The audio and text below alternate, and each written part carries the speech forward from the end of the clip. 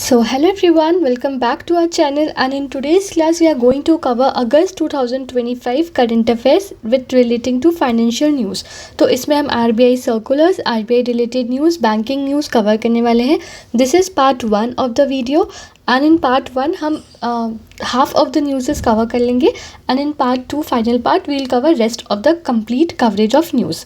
So please stay tuned till end of the video. Please like, share and comment if you are new to this channel, and also you can join our Telegram channel with the link given in the description below. Right, so let us start with first question. We are doing this in the format of MCQs. पहले हम MCQs करेंगे and then हम इसका description देखेंगे so that आपको बहुत अच्छे से याद हो जाएगा. So let's do this in the form of MCQs, the financial current affairs of August 2025. Now, the first question says, who releases India's retail inflation data measured by CPI? CPI is Consumer Price Index. So, CPI index कौन release करता है? That is released by National Statistical Office, जो कि Ministry of Statistics and Program Implementation के अंदर आता है. That is why the right answer is C, that is National Statistics Office, Ministry of Statistics and Program Implementation. Now, who releases WPI? WPI is Wholesale Price Index and it is released by Ministry of Commerce and Industry. Now, what is the news? The news is this, that India's retail inflation in July 2025 fell to an 8-year low of which percentage? I know हम अगस्त की current affairs cover कर रहे हैं, but why it is asked for जुलाई, क्योंकि data starting of अगस्त में release होता है, that is why. सो जुलाई 2025 में इंडिया का जो रिटेल इन्फ्लेशन है वो कितना था, क्योंकि वो 8-year लो पे था and the inflation was 1.55%. Now, CPI inflation declined to 1.55%, that is lowest in 8 years, and June में inflation was 2.10% or 10%. Now you can see कि जो हमारा mandated inflation है that is plus minus 4, मतलब कि 2 to 6 के बीच में इन्फ्लेशन होना चाहिए, राइट. एंड ये इन्फ्लेशन हमारा लगातार 2 के नीचे है या 2 के आसपास है. So we are also maintaining our target. It is also 6th consecutive month inflation जब हमारा टारगेट 4% से कम था. Headline inflation is for rural 1.18%, for urban it is 2.05%. Headline inflation मतलब कि जहाँ पर वॉलेटाइल आइटम्स जैसे कि food prices are also included, right. But you don't have to remember headline inflation क्या होता था, बट प्लीज़ रिमेंबर कि CPI inflation of July was 1.5% because it is 8-year low inflation. Now, next question is, Tata Power Renewable Energy Limited signed a 6,000 crore agreement with which company for a 700 megawatt wind project in Andhra Pradesh? तो सबसे पहले just remember this कि Tata Power Renewable Energy Limited ने project sign किया है. किस company के साथ साइन किया है? It has signed with Suzlon Energy Limited. So B is the right answer. Suzlon के साथ साइन किया है. 6,000 करोड़ का प्रोजेक्ट है. किस चीज़ के लिए है? विंड पावर के लिए है ऑफ 700 मेगावाट. और ये कहाँ लगने वाला है? It is going to be installed in Andhra Pradesh. So this is the complete news. Please remember it in this way. Now, Tata power renewable energy limited ने एग्रीमेंट साइन किया है 6,000 करोड़ रुपीज़ का with Suzlon energy limited to develop 700 wind power project in Anantapur district of Andhra Pradesh. Now this is part of MOU जो sign हुआ है between Tata Power Renewable Energy Limited and Andhra Pradesh government, और उसी MOU के अंदर this particular MOU for wind energy is being signed. MOU target करता है building 7 gigawatt of renewable energy capacity. So please remember कि Tata power renewable energy limited का MOU sign हुआ है with Andhra Pradesh government, right. So please remember this is important, Andhra Pradesh government. Now, next question is, which authority granted in principle approval to PPSL? PPSL stands for Paytm Payment Services Limited. So किस authority ने approval दिया है Paytm Payment Services Limited को कि अब वो online payment aggregator की तरह ऑपरेट कर सकती है? So this permission is given by RBI, that is Reserve Bank of India. So RBI ने परमिशन दी है एंड PPSL यानी पेटीएम पेमेंट सर्विसेज लिमिटेड जो सब्सिडरी है 197 कम्युनिकेशंस की, उसको ये अप्रूवल मिल गया है कि नाउ वो ऑनलाइन पेमेंट एग्रीगेटर की तरह काम कर सकती है under payment and settlement act of 2007, right. Now next question is under the banking law amendments of 2025, यानी बैंकिंग लॉ में कुछ अमेंडमेंट्स हुए हैं 2025 में, the threshold for determining substantial interest has been revise to what. And also एक और question है जो बोल रहा है एज पर these amendments maximum tenure of cooperative bank directors excluding chairperson and whole time directors is now what. So first let me teach you what are banking law amendments 2025 and यहाँ पर क्या हुआ है, and then we will solve MCQs। So banking law amendments हुए हैं 2025 में, उसमें 4 चीज़ें हुई हैं। So first one is revise substantial interest threshold, यानी पहले जो इंटरेस्ट लगता था इट वॉज कितनी के ऊपर 5 लाख वर्थ शेयर्स या फिर 10% control of company share capital. But अभी क्या हो गया है, अभी now the threshold is 2 crore rupees. So please remember this कि पहले जो सब्सटेंशियल इंटरेस्ट लगता था it was earlier on 5 lakh worth of share या फिर 10% control of company share capital, but now it has been revise to 2 crore rupees. और ये हुआ है क्योंकि कॉन्फ्लिक्ट ऑफ इंटरेस्ट को हमें प्रिवेंट करना था एंड अलाइन करना था उसे मॉडर्न फाइनेंशियल स्केल के साथ। पहले जो लिमिट थी वो 1968 में चेंज हुई थी एंड 1968 के बाद अब इसे चेंज किया गया है। So that is what is very important for you to remember, right. Now second thing has also happened, that is cooperative bank reforms। जो टेन्योर है डायरेक्टर्स का excluding chairperson and whole time directors in cooperative banks has been extended from 8 years to now 10 years। तो उनका tenure हो गया है 8 years to 10 years। Now third one is investor protection and fund transparency, यानी कि public sector जो है, public sector banks जो है वो अब ट्रांसफ़र कर सकते हैं unclaimed shares, interest and bonds to investor education and protection fund. So now public sector banks can also transfer unclaimed shares, interest and bonds कहाँ पर, to investor protection and investor education and protection fund. Fourth is audit quality in public sector banks. Now PSBs are authorized to decide remuneration of statutory auditors, यानी कि अब audit quality होगी public sector banks में and उनको authorise कर दिया है कि आप रिम्यूनरेशन डिसाइड कर सकते हो ऑफ स्टैट्यूटरी ऑडिटर्स। जब रिम्यूनरेशन डिसाइड होता है so automatically quality is maintained, right. So now the question was that the threshold for determining substantial interest has been revised to 2 crore rupees. So D is the right answer, and the tenure has been made from 8 years to 10 years now. So C is the right answer, 10 years. Please note all this. This is important. 10 years and 2 crore rupees.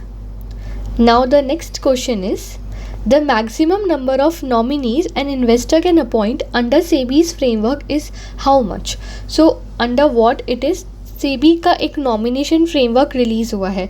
Now what it is, तो सेबी ने अपना nomination framework release किया है जिसका phase 2 start हुआ है 8 अगस्त से and phase 3 start होगा 15 दिसंबर 2025 से।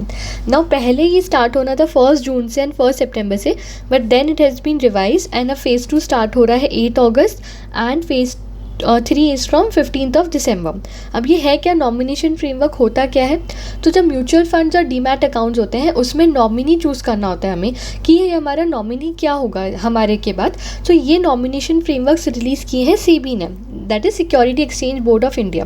अब इसमें क्या रूल्स हैं और क्या चेंजेस किए हैं। सो सबसे पहले अगर कोई सिंगल होल्डर अकाउंट है, यानी किसी एक अकाउंट का एक ही सिंगल होल्डर है, तो उसके लिए नॉमिनेशन मैंडेटरी होगा, यानी उसे कोई नॉमिनी चुनना ज़रूरी होगा, उसके लिए नॉमिनेशन करना ज़रूरी होगा, वो मैंडेटरी होगा।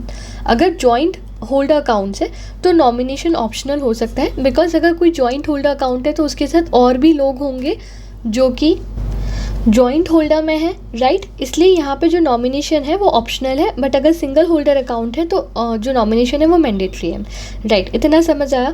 Now we can move to second point.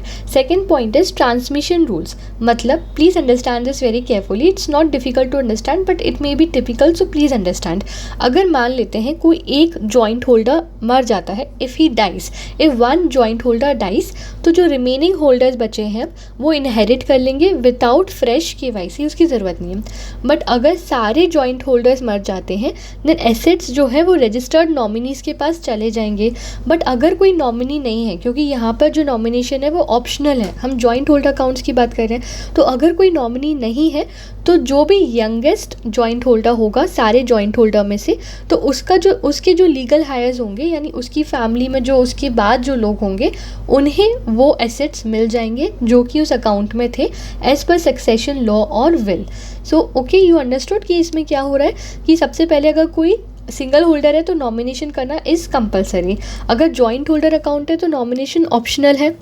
अगर नॉमिनी नहीं है और सारे जॉइंट होल्डर मर गए हैं तो जो यंगेस्ट जॉइंट होल्डर होगा उसके लीगल हायर्स को वो एसेट्स मिल जाएंगे। Okay, now fourth is Hindu undivided family accounts. तो अगर कर्ता मर जाता है, डाइस, तो न्यू कर्ता ऑपरेट करेगा अकाउंट को, और अगर कोई कर्ता नहीं है उसका तो फिर वो जो डीड है वो चली जाएगी सेबी या इंडस्ट्री, मतलब वो सेबी या इंडस्ट्री रूल्स के हिसाब से जिसको जानी होगी वहाँ चली जाएगी। Now fourth is nominee rights and rules. तो अब यहाँ पर क्या है, मान लेते हैं कि नॉमिनी जो है वो एक ट्रस्टी की तरह काम कर रहा है, मतलब वो ओनर नहीं है बट वो एक ट्रस्टी की तरह काम कर रहा है कि इसके बाद जो राइट्स हैं या जो एसेट्स हैं वो आपको मिलेंगे। बट अगर इन्वेस्टर के पहले ही नॉमिनी की डेथ हो जाती है तो एसेट जो है वो बाकी सर्वाइविंग नॉमिनीज़ को मिलेंगे। और कितने मल्टीपल नॉमिनीज नॉमिनेट कर सकता है, तो up to 10 nominees can be nominated. Percentage share must be defined, else अगर परसेंटेज शेयर नहीं किया डिफाइन कि इसका इतना परसेंटेज है, इसका इतना परसेंटेज है, तो वो सब में बराबर बढ़ जाएगा, तो वो इक्वल डिवीजन हो जाएगा। माइनर अगर कोई नॉमिनी है तो उसके लिए गार्डियन भी असाइन हो सकता है। पावर ऑफ अटॉर्नी होल्डर्स जो है वो नॉमिनेट नहीं कर सकते हैं। इन्वेस्टर में authorise nominee to act on their behalf if physically weak but mentally sound, right. तो इसमें हम बात कर रहे थे क्वेश्चन में maximum number of nominees and investor can nominate.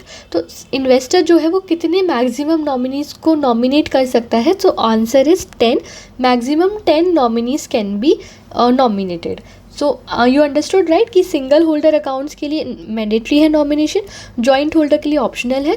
But अगर कोई भी नॉमिनी नहीं रहा तो जो सबसे छोटा जो होल्डर है उसके लीगल हायर्स को वो सब चला जाएगा एसेट्स। उसके बाद 10 नॉमिनीज तक वो नॉमिनेट कर सकते हैं। अगर उन्होंने परसेंटेज शेयर डिफाइन नहीं किया तो सब में इक्वल बढ़ जाएगा। And power of attorney holders nominate नहीं कर सकते हैं, right. Now the next question is the Investor Education and Protection Fund was established in which year? So IEPF that is Investor Education and Protection Fund इसको establish किया था in the year 2001. So B is the right answer. Now why I am teaching you this I'll tell you, or also why I am teaching you this is because there is also one authority with the same name, that is Investor Education and Protection Fund Authority.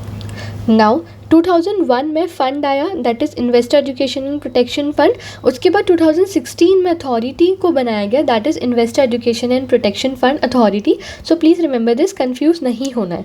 Now what's been launched is, एक campaign launch हुआ है with the name सक्षम निवेशक। सक्षम मतलब empowered, निवेशक यानी investor, यानी एम्पावर्ड इन्वेस्टर या सक्षम निवेशक, जो कि इस अथॉरिटी ने लॉन्च किया है, that is investor education and protection fund authority. अब ये कैंपेन जो है वो 100 डेज़ का कैंपेन है, running from 28th of July to 6th of November 2025. Now why is this campaign being taken up by this authority?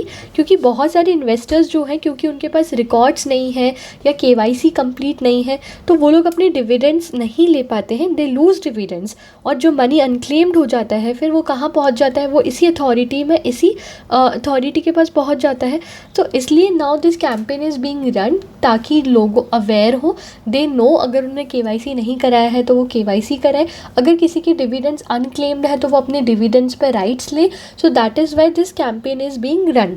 तो इस campaign का नाम है एम्पावर्ड इन्वेस्टर या सक्षम निवेशक, and it is of 100 days 28 July to 6th of November 2025. So now I hope we did the question right. Now let's see next question, that is the revised enhanced surveillance mechanism. Okay, हम यहाँ पे किसी mechanism की बात कर रहे हैं जो surveillance की बात कर रहा है, the enhanced surveillance mechanism. ये फ्रेमवर्क जो है वो किन कंपनीज पे अप्लाई करता है जिसका मार्केट कैप कितना होना चाहिए। So now I feel it's a very very important question, please understand this very carefully. I will tell you the answer, उसके बाद हम डिस्कस करेंगे what is this surveillance mechanism. तो जो इन्हांस सर्विलेंस मैकेनिज्म है वो जो कंपनीज है जिनका मार्केट कैप 1000 करोड़ से कम का है उनके ऊपर अप्लाई होता है, right. So market cap of less than 1000 crore. Now SEBI and stock exchange ने रिवाइज किया है enhance and surveillance mechanism. And इसमें हम कवर कर रहे हैं सारे कंपनीज जिनका market cap below 1000 crore rupees है। नाउ ये है क्या, इसमें होगा क्या? तो सबसे पहले क्या हुआ है, कुछ मॉनिटरिंग रूल्स में चेंज किया है। सबसे पहले क्या होता था, अगर कोई स्टॉक है जिसमें बहुत ज़्यादा गैप है बिटवीन हाई प्राइसेस और लो प्राइसेस, यानी कि हाई प्राइस और लो प्राइस में अगर ज़्यादा गैप है तो उन्हें मॉनिटर किया जाता था। अभी भी किया जाएगा बट कुछ चेंजेस किए गए हैं। क्या changes, we are understanding that. तो पहले सिर्फ उन्हीं स्टॉक को मॉनिटर किया जाता था जिनके बीच में काफ़ी ज़्यादा गैप है हाई प्राइस में और लो प्राइस में, क्योंकि देन इट फील्स कि यहाँ पर पंपिंग की गई है या फिर एक्स्ट्रा पैसा डाला गया है या मार्केट को गुमराह करने की कोशिश की गई है। तो इसलिए वह यहाँ पर इनिशियली वॉच रखा जाता है कि अगर प्राइस बहुत हाई जा रही है या बहुत लो जा रही है। पर अब क्या कर दिया है, अब चेंज ये कर दिया है कि उन स्टॉक्स को भी मॉनिटर किया जाएगा जिसकी प्राइस कंटिन्यूसली 3 महीने से सिर्फ बढ़ रही है। तो अगर प्राइस जो है वो कंटिन्यूसली 3 मंथ्स तक बढ़ रही है, इसका मतलब है आर्टिफिशियली या तो उसे बढ़ाया जा रहा है। So that's a wrong signal to the market, इसलिए ये किया जा रहा है। सो अगर देखा जाएगा, मॉनिटर किया जाएगा उन स्टॉक्स को, अगर उनकी प्राइस कंटिन्यूसली 3 मंथ्स तक बढ़ रही है तो ये जो रूल है वो उन स्टॉक्स के ऊपर लागू करेगा। मार्केट कैप जो है वो 1000 करोड़ के कम का है जिन कंपनीज का, उनके ऊपर ये रूल लागू करेगा।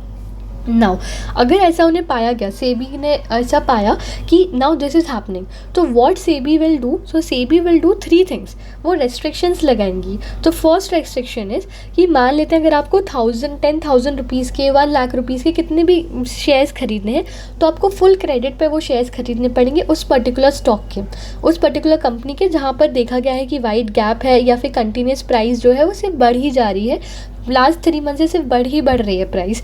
तो इसलिए फिर वो स्टॉक जो है वो आपको फुल मार्जिन मनी देके खरीदना पड़ेगा, आपको क्रेडिट नहीं मिलेगा उसमें। तो फुल आपको अगर आपने 1 लाख के शेयर्स खरीदे हैं, 2 लाख के, 10,000 के, 20,000 के, तो फुल आपको अमाउंट एक ही बारी में देना पड़ेगा। Second is you can buy और sell only 1 share at a time, यानी इन स्टॉक्स की फिर आप बल्क में डील्स नहीं कर सकते हो, आपको एक ही बारी में एक ही शेयर आप ट्रेड कर सकते हो, बाय या सेल। उसके बाद price band would be set. Now price band कितना होगा, सो इट वुड बी +5% और -5% इन अ डे, यानी प्राइस बैंड सेट कर दिया जाएगा, यानी वो स्टॉक जो है वो 5% से ऊपर नहीं जाएगा या -5% से एकदम नीचे नहीं गिरेगा। तो एक प्राइस बैंड सेट कर दिया जाएगा, वो की होगा 5% का। सो प्लीज़ रिमेंबर ये रेस्ट्रिक्शंस लगाए जाएंगे, all of these 3 restrictions. Now second stage, अगर मान लेते हैं कि वो स्टॉक ऐसा होता जा रहा है, बार बार यही हो रहा है, तो उसको फिर स्ट्रिक्ट वॉच के अंदर लाया जाएगा सेकेंड स्टेज के अंदर। तो एक नया एडिशन डाला गया है, that is price earning ratio filter.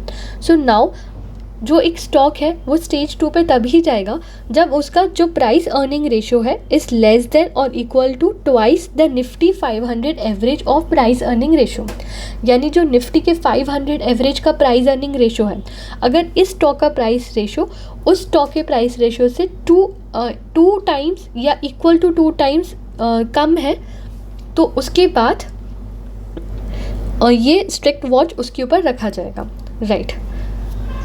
Now the next question is, AU Small Finance Bank has received RBI's in principle approval to become a what, and what is the minimum operational period a small finance bank must be eligible to for universal bank conversion? So I believe one of the most important question of the series and very highly could be asked definitely in RBI exam.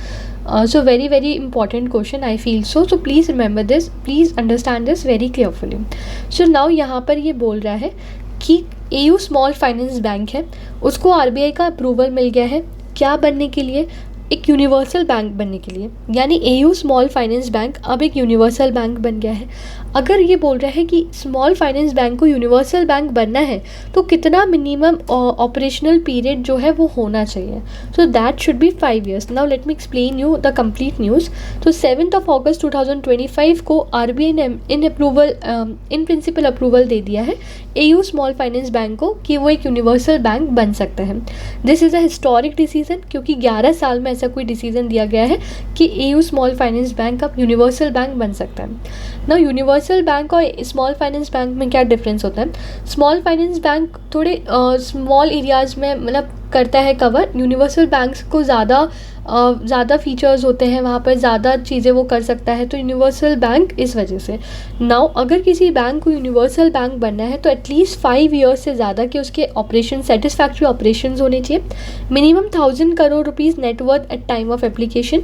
उसके बाद must satisfy RBI capital to risk weighted assets ratio, profitable होना चाहिए। And उसमें low gross NPA should be less than 3% and net NPA should be less than 1%, at least इतना होना चाहिए। उसके बाद must fully comply with RBI regulation.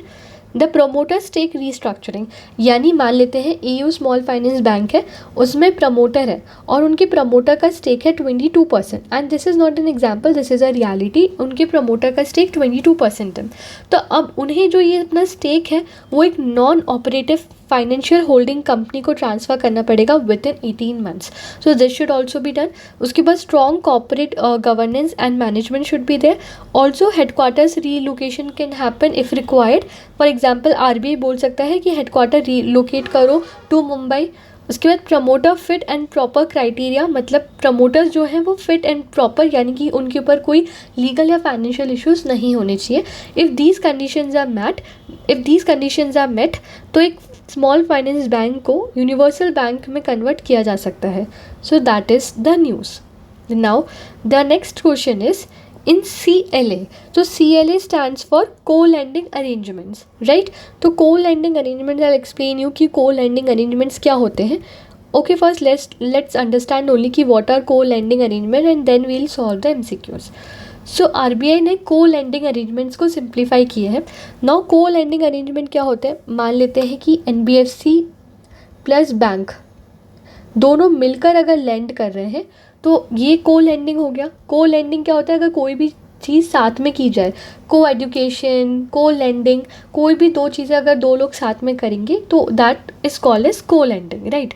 तो co landing यानी मान लेते हैं बैंक और RBI, बैंक और NBFC दोनों मिलकर लेंड करना चाहते हैं ताकि वो अपना रिस्क कम कर सके, एक ऐसा interest rate, average interest rate लेकर आ सके। जैसे अगर NBFC का इंटरेस्ट रेट है 16%, बैंक का इंटरेस्ट रेट है 11%, तो एक इफेक्टिव इंटरेस्ट रेट बीच का आ जाएगा एवरेज लगाकर। तो उस इंटरेस्ट रेट पे ये अगर लोन लेंड करें ताकि उनकी जो रिस्क की गारंटी है, मतलब जो उनका रिस्क है वो भी कम हो एंड वो बेटर और ज़्यादा लोन कर दे पाए। तो दिस इज़ को लैंडिंग, एक लोन पार्टनरशिप जो हो रही है बिटवीन टू फाइनेंशियल इंस्टीट्यूशंस।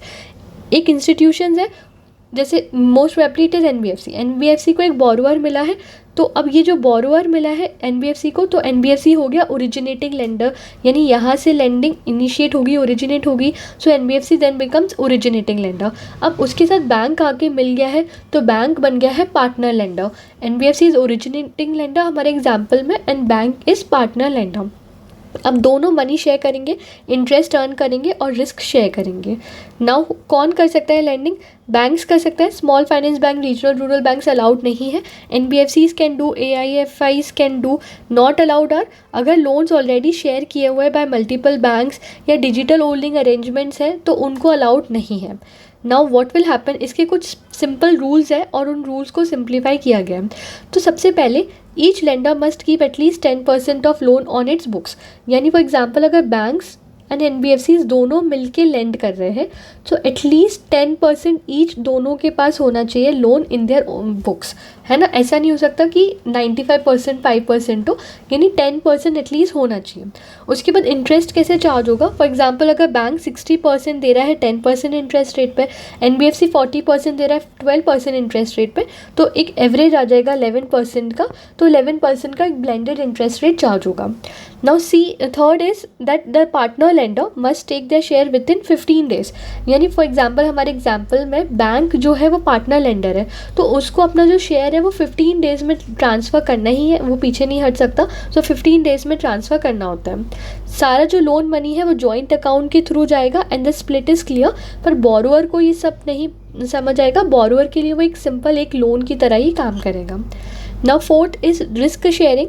अगर मान लेते हैं बोरोअर पैसे नहीं चुका पाया, रिस्क है अगर वो फेल हो गया तो ओरिजिनेटिंग लेंडर, हमारे एग्जांपल में NBFC है, तो जो ओरिजिनेटिंग लेंडर है वो 5% जो है ऑफ टोटल लोन, यानी डिफ़ॉल्ट लॉस गारंटी जो है वो 5% की कवर करेगा। फॉर एग्जांपल अगर 10,000 रुपीज़ का लोन था, NBFC से होके निकला है, जो NBFC ओरिजिनेटिंग लेंडर है, तो 5% यानी कि 500 रुपीज़, इज़ इट 500 या, तो 500 रुपीज़ का जो रिस्क शेयरिंग है वो ओरिजिनेटिंग लेंडर या NBFC करेगा। उसके बाद lenders can only transfer the agreed share of the loan, यानी एक बार जो एग्रीमेंट हो गया है उसके बाद कोई चेंज नहीं होगा, नो चेंज आफ्टरवर्ड्स। ऐसा नहीं है कि शेयर वापस वो लोग चेंज करें, तो एक बार जो एग्रीमेंट हो गया दैट वुड टेक प्लेस। उसके बाद each lender must share information, जैसे कि टोटल लोन्स की क्या है, एवरेज इंटरेस्ट रेट क्या है, लोन का परफॉर्मेंस क्या है, फीस एंड गारंटी क्या है, और इसे क्वार्टरली एंड एनुअली अपडेट करना होता है। So I hope you understood this news now, and let's go back to questions. So in CLA, what is the minimum share of lender, minimum share of each lender that must be kept on their own books, यानी minimum share at least 10% तो होना ही चाहिए। और what is the maximum share जो originating lender है वो guarantee कर सकता है अगर बॉर्रोवर डिफ़ॉल्ट कर दिया है, तो ओरिजिनेटिंग लेंडर गारंटी कर सकता है 5% ऑफ लोन अगर डिफ़ॉल्ट हो गया है तो, right. Now next question is, which banks are allowed to open SRVAs without prior RBI approval? यानी अभी एक बैंक है जिनको अलाउ कर दिया है कि आप स्पेशल रुपी वॉस्त्रो अकाउंट्स ओपन कर सकते हैं बिना RBI अप्रूवल के। अब वॉस्त्रो अकाउंट क्या होते हैं? एक नॉस्त्रो अकाउंट होता है, एक वॉस्त्रो अकाउंट होता है। Nostro account and vostro account are opposite to each other, तो हम वॉस्त्रो अकाउंट समझते हैं। वॉस्त्रो से आप याद रखना है, मतलब V से याद रखना है Y, मतलब V और Y आसपास आते हैं, सो V से Y बस आपको याद रखना है। तो वॉस्त्रो मतलब योर्स, यानी फॉर एग्जांपल मान लेते हैं कि बैंक ऑफ अमेरिका है, बैंक ऑफ अमेरिका ने एक ब्रांच खुलवाई है, वॉस्त्रो अकाउंट खुलवाया है बैंक ऑफ इंडिया में, राइट। तो जो अब बैंक ऑफ अमेरिका के जो कस्टमर्स हैं वो इस अकाउंट को यूज़ कर सकते हैं अगर उन्हें कोई भी पेमेंट सेटल करने हैं इंडिया में। So this is vostro account, यानी your account. Now which category of banks are allowed to open this account without RBI permission या without RBI prior approval? तो बिना पहले RBI के अप्रूवल के ना authorized dealer category 1 banks are allowed to open these types of accounts. So RBI ने allow कर दिया है authorized dealer category 1 banks को कि वो ओपन कर सकते हैं special rupee vostro accounts for foreign banks without RBI prior approval. पहले केस बाय केस अप्रूवल लगता था RBI का, बट अब RBI ने बोला है कि आप खोल सकते हो, हमारी परमिशन की ज़रूरत नहीं है। Now the next question is, who is the chairperson of internal working group reviewing the liquidity management framework? So internal working group की चेयरपर्सन कौन है जो रिव्यू कर रही है लिक्विडिटी मैनेजमेंट फ्रेमवर्क? तो that is C. Poonam Gupta. Now, what is the main change in CTS continuous clearing? So CTS यानी cheque truncation system. तो अब क्या चेंज आया है चेक ट्रंकेशन सिस्टम में? सो सबसे बड़ा चेंज आया है दैट इज़ दैट चेक्स जो है अब वो कंटिन्यूसली क्लियर होते जाएंगे, बैचेस में क्लियर करने की ज़रूरत नहीं है। So B is the right answer. And between what times can bank send cheques for clearing under this new system? So that is 10 AM to 4 PM. Now I'll explain you the news and also the time is important. I'll tell you again. Wait, yeah. Here it is. So continuous clearing and settlement check truncation system. RBI जो है अब वो batch processing से continuous clearing की तरफ move कर रहा है। पहले बैच प्रोसेसिंग में चेक्स क्लियर होते थे, बट नाउ कंटिन्यूस क्लियरिंग होगी एंड सेटलमेंट होगा on realisation. This is done under section 18 and 10 of payment and settlement act of 2007। Now इसके न्यू फीचर्स क्या है? सो न्यू फीचर्स में बैंक्स जो है वो चेक्स को सेंड कर सकते हैं कितने बजे से? 10 AM से 4 PM के अंदर। चेक्स जो है इमीडिएटली स्कैन किए जाएंगे and forward for clearing. Drawing bank must continuously confirm cheques. Early settlement from 11 AM to 7 PM for approved checks, and presenting banks must release money to customer within 1 hour of successful settlement. तो implement कैसे होगा? 2 phases में implement होगा। जो first phase है वो होगा 4 अक्टूबर से 2 जनवरी। प्लीज़ रिमेंबर दिस, क्योंकि डेट अगर आ गई फॉर एग्जाम्पल कि 3 जनवरी तो आप कन्फ्यूज़ हो जाओगे कि फर्स्ट है, सेकेंड है कि थर्ड है कि 4 जनवरी है। सो 2 जनवरी तक है फर्स्ट फेज़ कि बैंक्स को 7 PM तक कन्फर्म करना है। फिर 3 जनवरी से क्या होगा? बैंक्स को 3 घंटे में कंफर्म करना है। अगर रिस्पॉन्स नहीं आया तो चेक जो है वो ऑटो अप्रूव हो जाएगा। सो पहले फेज़ में बैंक्स जो है वो 7 PM तक कंफर्म कर सकते हैं, यहाँ पे लिखा है ना 11 AM to 7 PM early settlement, तो 7 PM तक कर सकते हैं, बट फिर फेज़ 2 ऐसा आएगा कि आपको 3 घंटे के अंदर कंफर्म करना ही पड़ेगा। जैसे अगर 10 बजे चेक आया तो 3 घंटे के अंदर, 4 बजे चेक आया तो 3 घंटे के अंदर, वैसे। पर फिर वो पूरा दिन नहीं मिलेगा, तो 3 घंटे के अंदर आपको कंफर्म करना ही पड़ेगा। अगर कोई रिस्पॉन्स नहीं आया तो ऑटो अप्रूव हो जाएगा। So this is second implementation phase, right. तो ये क्वेश्चन तो हमने देख ही लिए थे। Now let's move to another sets of question. So now the question is, under RBI's KYC Second Amendment Directions of 2025, for which minimum transaction amount can bank use third party customer due diligence to verify a customer's identity? यानी कि अब कितना minimum transaction amount होना चाहिए कि banks जो है वो third party customer due diligence को यूज़ करें वेरीफाई करने के लिए कि कस्टमर की आइडेंटिटी क्या है। तो 50,000 rupees is the minimum transaction amount. So C is the right answer. Next question is, which Tata Group company has partnered with Eutelsat to deliver LEO satellite services in India? तो किस Tata group company के साथ partnership की है? तो that is Nelco limited. यानी कि Nelco limited ने पार्टनरशिप की है यूटेलसेट के साथ। यूटेलसेट जो है वो फ्रेंच सैटेलाइट प्रोवाइडर है, राइट। तो पार्टनरशिप की है कि LEO सैटेलाइट सर्विसेज को इंडिया में डिलीवर करना है। So this partnership has been done. Now LEO satellite services क्या होती है? LEO सैटेलाइट से क्या होगा? The mobile communication will happen, internet हमें मिलेगा। इसके कुछ एडवांटेजेस होते हैं क्योंकि लेटेंसी कम होती है। लेटेंसी यानी आने जाने की जो स्पीड है वो कम होती है in comparison to other satellites. High speed satellite internet मिलता है, और जहाँ जिस एरियाज़ में हम नहीं पहुँच पाते, नहीं डिलीवर कर पाते सर्विसेज, कुछ रिमोट एरियाज़ में, तो वहाँ पर भी ये सैटेलाइट्स जो हैं वो हमारे लिए यूज़फुल हो सकती हैं। सो that is why this partnership has been done. Now, next question is, where is India's first Quantum Valley Tech Park being developed? So it is being developed in Amravati, and which company is setting up center of excellence in the Quantum Valley? So that is LTI Mindtree. So I'll explain you what is the news article. So LTI Mindtree ने join कर लिया है India का first quantum valley. So that is being set up in Amaravati, Andhra Pradesh. तो partnership की है with L&T, government of Andhra Pradesh and industry partners. और project क्या है? Developing India's first quantum valley tech park at Amaravati, Andhra Pradesh. So that's it for the day. I will meet you all again in part 2 of the video, जहाँ पर हम बाकी के जो news हैं वो कवर करेंगे।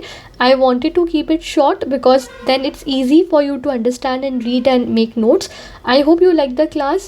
If you did like, please like, share and comment, and also join our Telegram channel. Also, we are covering full financial news. हम RBI की news, SEBI news, economy news and partnership banking news cover कर रहे हैं. So you are sorted for your RBI exam with these videos and notes. So please don't worry, आपका RBI का portion इनसे काफ़ी अच्छे से कवर हो जाएगा. आपको और कुछ करने की ज़रूरत नहीं है for financial affairs segment. And I'll meet you all in the second part of the video. Till then, keep learning, stay tuned, and thank you for watching.